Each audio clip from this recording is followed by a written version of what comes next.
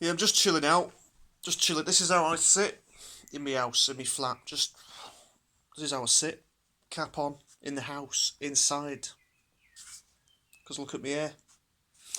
No, what I wanted to say is just enjoyed a nice walk, and it never ceases to amaze me. What a marvel at out there. I find them interesting. Things that I see that are interesting. Certainly, in my view, interesting enough to warrant doing one of these silly little inconsequential videos that I've been doing recently for some reason, because there's all else to do. That's why. Don't know why I did that. It's like James Joyce. That's some reference from the other video the other day. Just the things that I see, they never cease to amaze me.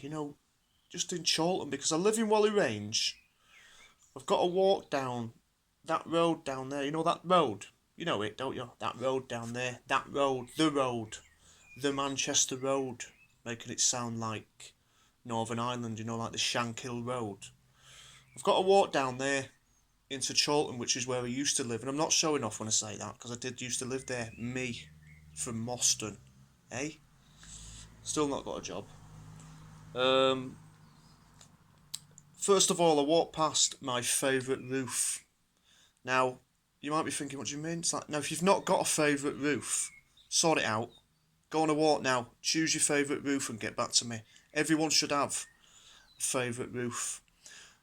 Now, my favourite roof that I walk past most days, because it's not the day's incomplete unless I walk past my favourite roof in Chorlton.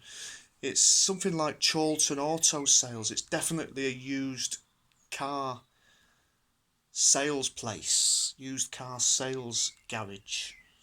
Um, so it's obviously covering the cars. It goes like that. It's not straight and it's not a V, because that wouldn't work, would it? Because roofs cover the cars to stop them getting wet. That's what roofs are for. That right?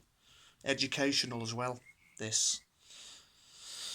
Thank me later. And it reminds me of one of me, not my favourite photographer, but a photographer that I follow called Ed Rusher, American fella that was doing his bit in the 50s, 60s, 70s. Notice how I've chosen 3 decades there just in case I get it wrong, because I can't stand to be wrong, least of all in one of my own fucking videos. I don't know where that anger came from then. Calm down. Reminds me of Ed Rusher, who photographed 33 American gas stations in either the 50s, 60s and 70s, so I can't help marvel at my favourite roof every time. Then I came across I've got to watch me verbiage here. I didn't come across. I encountered a 13-year-old boy. I didn't know he was 13. I just guessed. He was with his mate, he's 13, certainly no older than 15. I didn't ask his age, that's just weird. Didn't ask for his ID, you can't do that anymore. It's not since. Anyway, I didn't want to end up on the register. He looked about 13, 14, 15, basically. I sound like Ronnie Corbett. Or Jimmy Savile.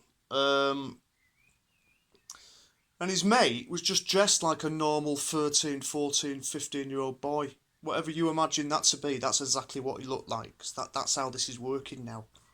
That's the level of artistic license that I've got. Whatever you want him to look like, I don't care.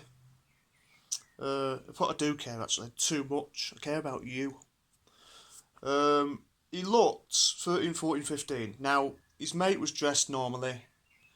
He had one of these band t-shirts on, like Joy Division, Metallica, Led Zeppelin. Certainly a band that he wasn't alive to experience. In fact, I doubt that even his father was alive. His father's probably younger than me. Another reason not to ask for ID with young children in the street. So learning, getting healthy. Um, but his mate was dressed like his granddad. Now, I don't know his granddad, but he was in a long frock coat, smart shirt underneath it, smart trousers,